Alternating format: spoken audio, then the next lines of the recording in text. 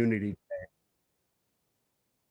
I share with a brother that I'll be delivering the keynote for today, and he said to me, "As much as you love Malcolm, though." And why did he say that? Because anybody who knows me knows that I am a disciple of the disciplined and intelligent Malcolm X. And what I did not say to him, which I wish I had said to him, is you got to know, brother, how similar they are. See, because when we know these things, when we are able to tell a revolutionary truth about Martin Luther King Jr., who before the demise of Malcolm X and being gunned down in the Audubon Ballroom was scheduled to meet with Malcolm in representing the 22 million African Americans in front of the United Nations to make a plea not for civil rights, but for human rights. When we know these things, y'all, nobody can weaponize Dr. King against us. So, what I'm saying to you, brothers and sisters, friends, family members, community members, and allies alike, is that the time when anybody can use the Reverend Dr. Martin Luther King's Jr. legacy, when anybody can use his legacy to pacify you and I against a resistance that is designed to shake the systems, the very ideologies, the culture of white supremacy, that time is long gone. That time has passed. And so we want to, again, together as a community, as a collective, establish some aims here. And those aims are to tell the truth, to tell it like it is. We are going to speak plainly today. We are going to set the record straight. So let me tell you a little bit more about me, y'all. I'm a book enthusiast. My definition of a real good time is a real good page. When folks, who are my age are doing whatever on the weekends, I'm good with John Coltrane and a good book. One of my, one of the folks that I love to read when I began reading too, I want to just shout out my mentor who's in the chat as well, Sam Coleman. A lot of y'all know Sam. Sam introduced me to James Baldwin. He offered me a book called The Fire Next Time when I was in 10th grader at Milwaukee Lutheran High School. And one of the things that James Baldwin says um, is to read, read, read. And when you can no longer read, you write. And y'all, if I can just shamelessly plug myself, I am writing a book, y'all, and I want to be done. My goal is to be done with this book by the end of the year. So y'all just be paying attention because I'm gonna be pushing this book as much as possible because I'm at that stage where I want to write as well as read. And so one of the things that James Baldwin does, um, like my uncle, like my mentor did, is he writes this letter to his nephew in the book, and he lays out so many things about being able to define for oneself your place in this whitewashed world, and not allowing white folks to do that for you. And so, allow for me to read for you for the first time, to read to anyone publicly a piece from my book um, that encompasses sort of the same message. This is also a letter to my nephew. Dear Braylon, you are my second oldest nephew, named by your uncle, whom we are ceaselessly proud of, Dr. Timothy J. Fair. I didn't put that in the letter, but I just want to Shout out my brother there. Named by your uncle, whom we are ceaselessly proud of, and separated by 7 years between my oldest nephew, whose name is Daniel. You will read this when you are ready. It is difficult to tell when that time will be, especially because as I write this, both of us are young considering who you ask. The I say that to say that the concept of readiness is vague and sometimes covered deeply in ageist and patriarchal undertones, or in fact, both. Maybe that time will come when you walk into the very age that I was when you were born, the age that I was while sitting in a hospital room with your mother and your grandmother and holding you in my arms. How fortunate that would make us both. From the day you were born, I've told myself in so many measurements how much it is that I believe you will be great.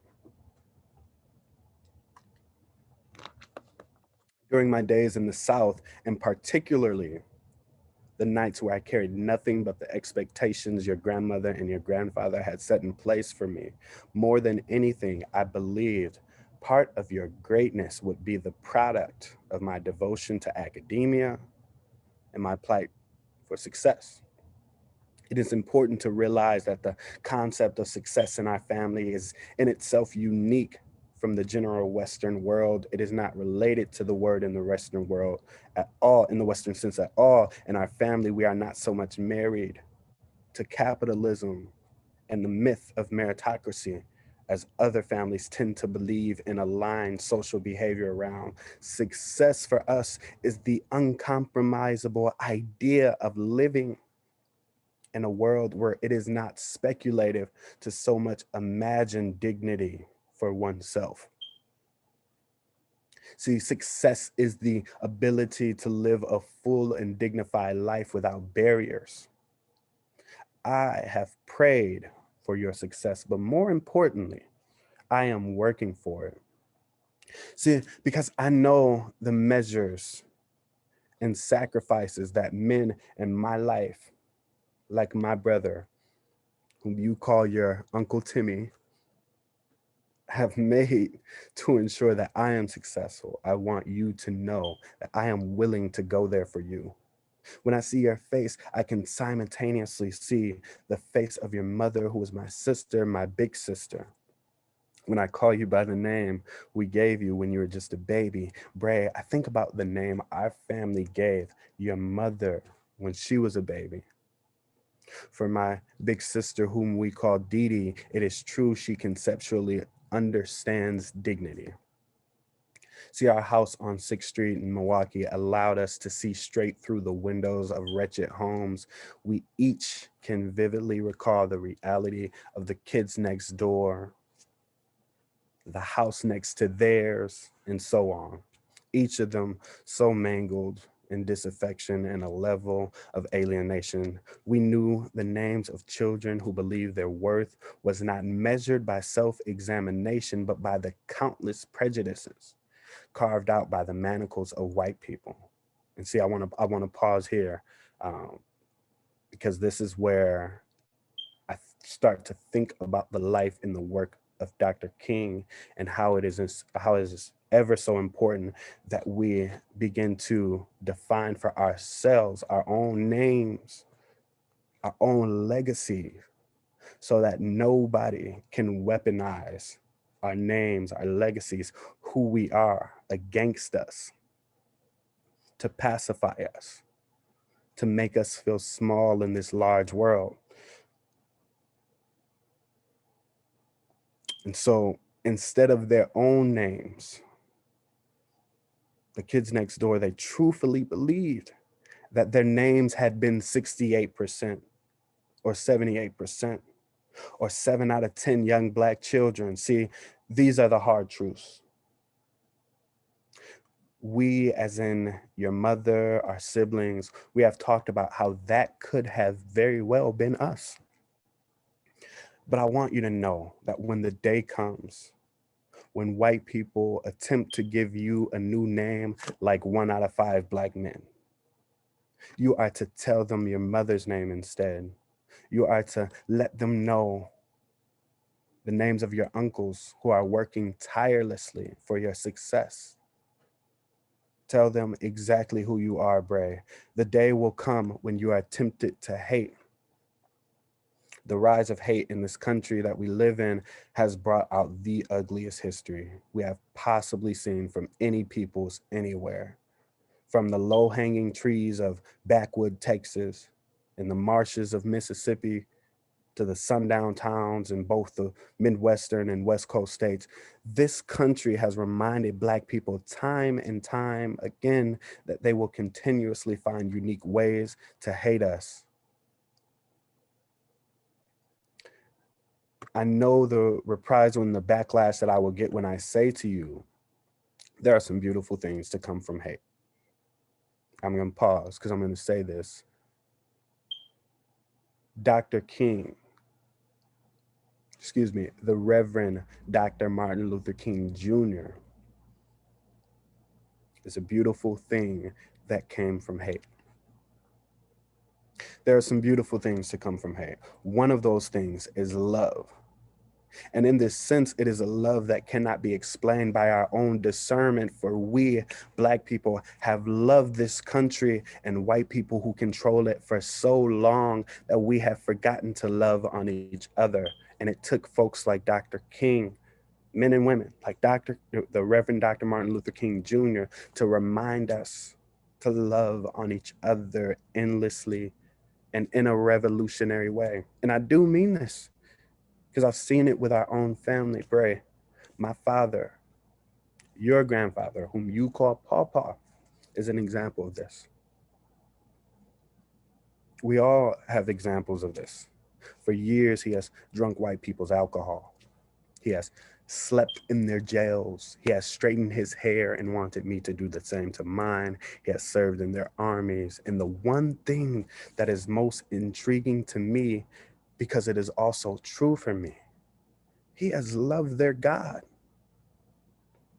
Again, do not succumb to a temptation of hate, but love on those around you, like the Reverend Dr. Martin Luther King Jr. would do. The moment you begin to love the indecencies of a white world that the white world has created, you become a product of that same indecent history. Be your own history. I imagine we are outnumbered by hate. The reason is not because they are white and we are not. It is not because they are conservatives and we are not. It is not because they are the police and we are the people. Certainly not because they have God and we define God differently, but simply we are outnumbered because they have learned to hate long before you and I have learned to love.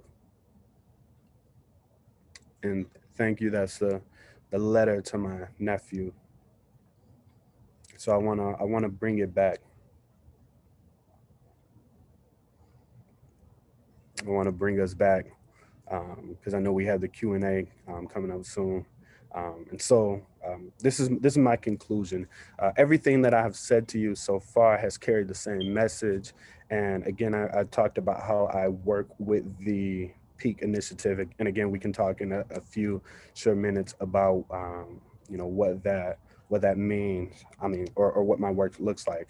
But again, everything that I've said has had the same message. But whenever I speak to a group of people, especially when I speak to my young people, I like to leave with them an assignment, a task, a charge, or a plan of action. And so today, while I have said in different ways to never let anyone use the legacy of King to silence or to pacify or to half tell or to flat out lie about who he was and ultimately who we are as individuals, as a collective, especially in relation to what that means to actively fight against racism and white supremacy in our personal lives and in the work that we commit to.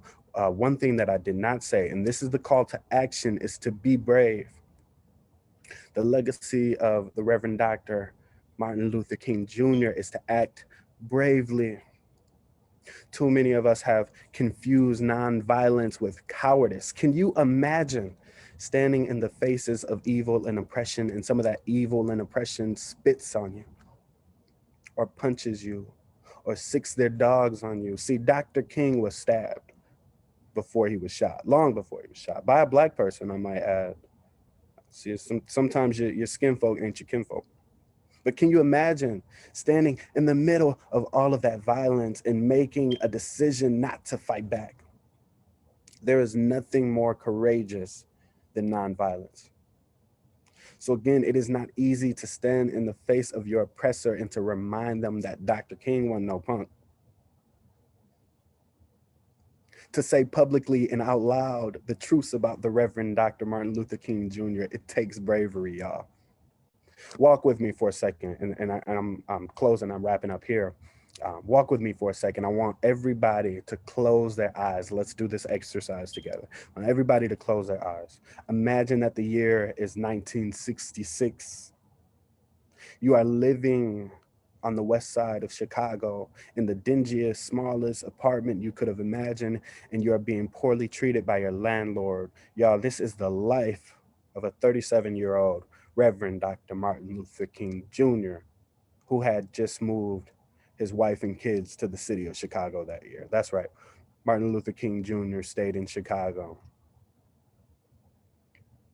He went on record saying, "Not in Alabama nor Mississippi have I ever seen the type of hate that I experienced in Chicago." He went on to join the efforts of grassroots organizers in the city who are working towards eliminating economic and housing inequality. See, that summer, Dr. King stepped out of his car August 5th of 1966, and he was hit with a brick that sent him to his knee in the city of Chicago. Why am I telling you this? Because we are still having the same conversations. We are still facing a nation where people who look like me, who do not get the same experiences as people who are white skinned, as people who are not poor or working class, as people who are not part of a vulnerable group. And so when we resist in cities like we did Ferguson, when we when we resist like we did in Minneapolis, or like we did in Milwaukee in 2014, when we found out that our brother Dontre Hamilton had been shot 14 times for so little as taking a nap on a park bench, we must act bravely. We must declare to the entire world, just as the Reverend Dr. Martin Luther King Jr. would, that we are unafraid to tell you who we are, that we're unafraid to tell you that we're revolutionaries. We must declare to the entire world that we are brave, that we are here today, and for however long it takes, we are here to dramatize an appalling condition. I want to thank everyone for being here this morning. I want to thank class of the class of 2021 Public Allies Milwaukee for making this day happen. I want to thank the fellow cohort again, and thank you for being here this morning, y'all. I am extremely blessed um, to be able to have this conversation and offer a new perspective on the work and the life and the legacy of the Reverend Dr. Martin Luther King Jr. And so I would like to turn it back over to Michaela Lacey, who will facilitate or help to facilitate, I'm hoping, our Q&A session. Whew. I need some water. I need some wine. I need all the things. Not on PA time, but just, oh my God, oh my God. I knew that it was going to be powerful. I knew that it was going to hold some weight. I knew the table was gonna be shaking. I didn't expect my edges to be snatched that hard though. Like I didn't expect my soul to be just ripped from my body and right into this laptop screen the way that you just did that. Like you did so amazing. I appreciate so much the dedication that you put into delivering us. Um, I just really don't. I don't know. Maybe COVID don't exist no more. Y'all don't test it, but maybe we should just like try to see what's going on. Thank you, Thomas. Thank you so much, and I truly appreciate you. I love you. I admire you. It's always a good time. Um, and I just want to know: does anybody have any questions? Is there any words of affirmation that people want to send his way? Um, it can be questions, praises, whatever. Just let me know. We have a hand raise option, and I'm going to pay attention to that so that folks can ask questions and so that it can run smoothly. I see Aditi. Hi, Aditi. Aditi has a question for Thomas. Actually, it's more of an affirmation. That was a beautifully given speech. And it was so personal and so touching, especially with the exclusive excerpt from your book. Um, and can't wait to see it when it finally comes out. Um, you did an amazing job, and it was wonderful to hear from you again. Thank you so much.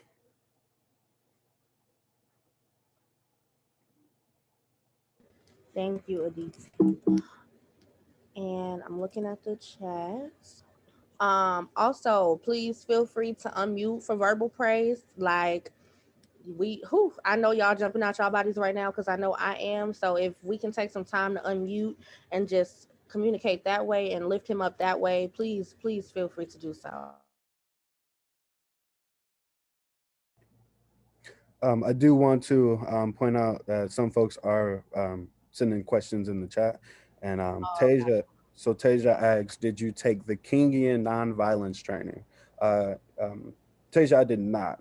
I don't know that it sounds familiar. I don't know that I've heard of it though. But I always encourage folks to share those resources. I'm not the Dr. King expert. Um, I think that we all have things to learn and to unlearn, right? About the legacy, about who Dr. King was, about his work, about his intentions, about his ideals. And so, that resource sounds amazing. I didn't know that there was a such training.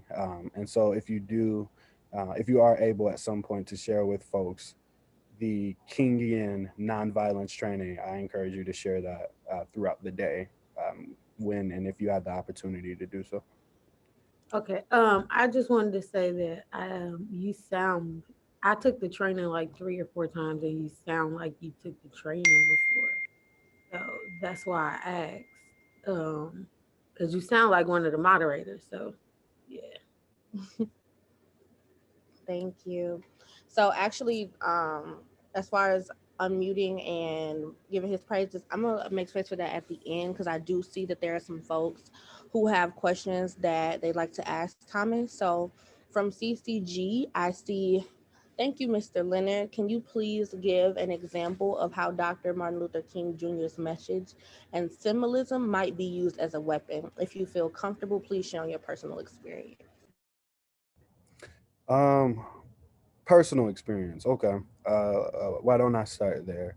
Um, Growing up, um, I think one of the things that goes across the board for many of us is that, um, I'm going to go back to a point that I made or brought up in the keynote as well, is that Dr. Cornell West talks about how we Santa Clausified the brother, the Reverend Dr. Martin Luther King Jr. And so, meaning what we have done when we teach the Reverend Dr. Martin Luther King Jr., we teach him often, and I'm going to go to classrooms. I'm going to think about folks who are educators who intentionally will use the name Dr. King, because teaching about people like Malcolm X or like Huey P. Newton or about the black congressmen of the 1950s and 1960s, Adam Clayton Powell. When we know names like this, you might start a revolution in your classroom against the very institutions that give you the platforms. And so a personal example. We might put on year after year in our classrooms the movie animated series Our Friend Martin, or we might go over a couple paragraphs in our history textbook of a Malcolm X, and we do with Malcolm X like we do with Dr. King. We say that Malcolm X made this trip to Mecca, and then when he came back, he became a peaceful, loving man. And so there there are ways, and I'm thinking about the pedagogical side, right? Where in schools and in classrooms and in our textbooks, how we use the legacy of Dr. King um, to pacify and not revolutionize, intentionally not revolutionize students of color, and that's been my experience. I hope that answers the question. Thank you, Thomas. And then we got time for about two or three more questions. So the first person whose hand raised I see is Shavonda. Hi, I don't really have a question. Thomas, I just want to thank you for today. I didn't even realize how much I was mourning us being in person until you started to speak. And you spoke about what you learned from Venus. And, I'm always emotional when I see the students become the teacher. And you definitely became our professor today. So much love for you, and shout out to your mentors and the people who have taught you and fed you and watered you and pushed and pulled you. I am so very glad that you were the person who was chosen to center us into this day and center us into what our work is for today. You also owe me approximately $12 in Chanel mascara because it's gone. Okay. I was over here patting. That mascara is over. And I use the good stuff. Okay. I use the Chanel today. I will be sending you a bill. But I love you so much and I am so appreciative of you. Thank you, Shavonda. For those who don't know, Shavonda is also my program manager as well. So I don't know, maybe we can fill out a payroll deduction form for the for the Chanel. But yeah, thank you. I appreciate you. Oh my gosh, I love it. Okay, so next we have Anna, and then next we're gonna have Demetria, and then we're gonna make space for people to unmute. I just wanted to show appreciation too for the way you delivered. It was very impactful, and I learned a lot from it. And I really got to thinking more about the strength that it really takes to be nonviolent, and thinking about even the quote from Reverend Dr. Martin Luther King Jr. If a man has not discovered something that he would die for, he isn't fit to live. And it just really goes to the point where he really put his life on the line in a lot of moments, and he wasn't violent when he did so. So I appreciate that. And I just want to say thank you for delivering so well. Thank you for having me. I think that throughout the day, this is just it, right. My address, the keynote. That's just the beginning of the conversation, and so together throughout the day, let's dive deep into how I mentioned earlier. Let's dive deep into uncomfortability, right? When we think about Dr. King in his day, he wasn't the most liked figure. Again, the United States FBI labeled him as the most dangerous man in America, right? And so today, let's dive into uncomfortability. Let's dive into conversations that don't sound pretty to most people's ears. Let's dive into conversations where we have to shift the way that we think about the Reverend Dr. Martin Luther King Jr. Thank you so much, Thomas. And then we have Demetria asking the last question.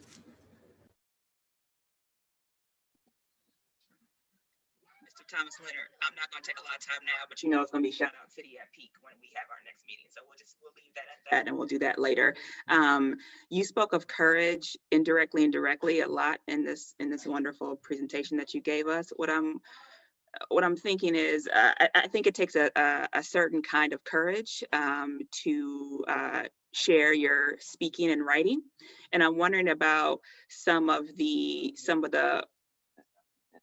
you can answer this question. You know me, I like to double up on questions. You can interpret this and answer it any way that makes sense to you. But I'm wondering about some of the roadblocks and lessons and how you have learned, the kind of courage you've had to learn to have to be able to come to us and speak and write and share your thoughts in this way.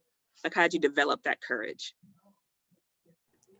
I'll so I'll start with this. The first time that, again, I like to tell stories. The first time that I had ever spoken to a group of people about anything, it was actually me reciting and sharing what I write. It was actually me reciting a poem.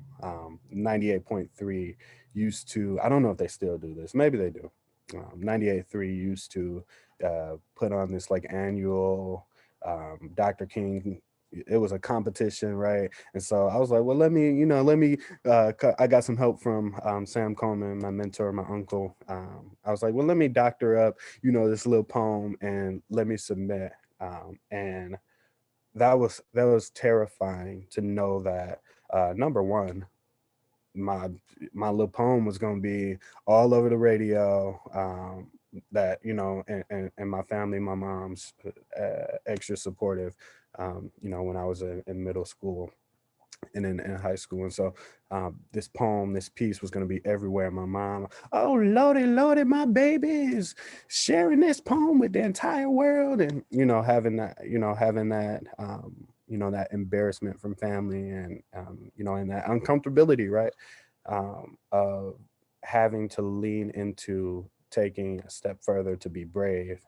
And so the first time that I had ever had to do that was when I had to share a poem with the world, over the radio. After a while, I started to do poetry more and more, and step into, and I thought I could really do some. I could really write. I could really speak to people. I could really work with people and have conversations on a daily basis. And so I learned, and I guess it comes full circle, because this is my first time delivering a keynote on the Reverend Dr. Martin Luther King Day. But I guess it comes full circle because the first time that I had ever had to be brave, and to be courageous, and put out my work, and put out words that were meaningful to me. The first time I had to do that was in honor of the Reverend Dr. Martin Luther King Jr. So it is, I have to credit his work, his legacy, his life, to making that happen. Thank you so much, Thomas. This has been so rich, so powerful. I couldn't think of a better way to start this day and to start this service day. Um, I just really want to say that I appreciate you. And for folks who like to sing his praises, please feel free to use reactions, private message, blow up the chat, do whatever you have to do to let him know how powerful he is. I do want to be aware of time, and we have a couple more things before we get into our session. So first, Thomas stated many times during his keynote that Venus Williams really helped him framework how we commemorate the Reverend Dr. Martin Luther King Jr.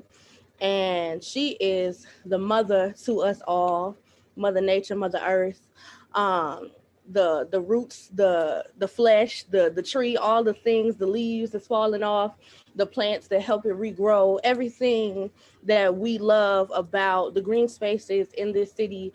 I promise you, it's not a green space keeper in the community that don't know who Venus Williams is and the power that she holds. And so I'd like to open up the floor to welcome her and to make space if she'd like to, by any chance, address the class and address the group. We love you, Venus, and I'm gonna pass it over to you.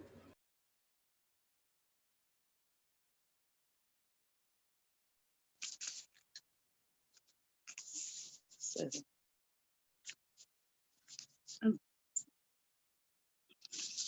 you can speak without. I don't want to. Good morning, everyone. Tell them. Hi, this is her daughter, Sojourner.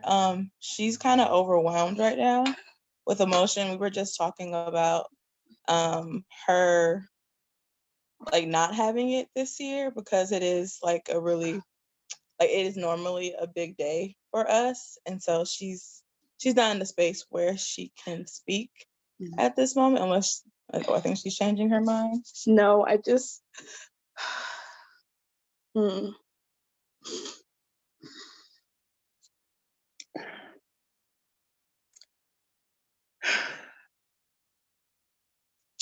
I just want to continue to thank Public Allies for holding this space in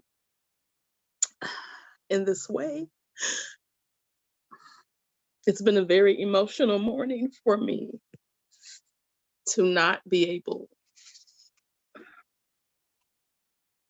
to hold space with you all, with the other people and places. There were men from the community who followed us from the Coogee Center over to Body and Soul. We've been doing this gathering. This gathering started at Cross Lutheran Church and other Lutheran churches. So I've been doing this gathering for 27 years. And this year to not be able to do it has been really hard today. So I just want to thank you all for gathering, for understanding the value of not sleeping in on the morning when you could have slept in, to understanding, for understanding that your work, your training, your presence in and on the universe is not insignificant, and we are just constant students of one another.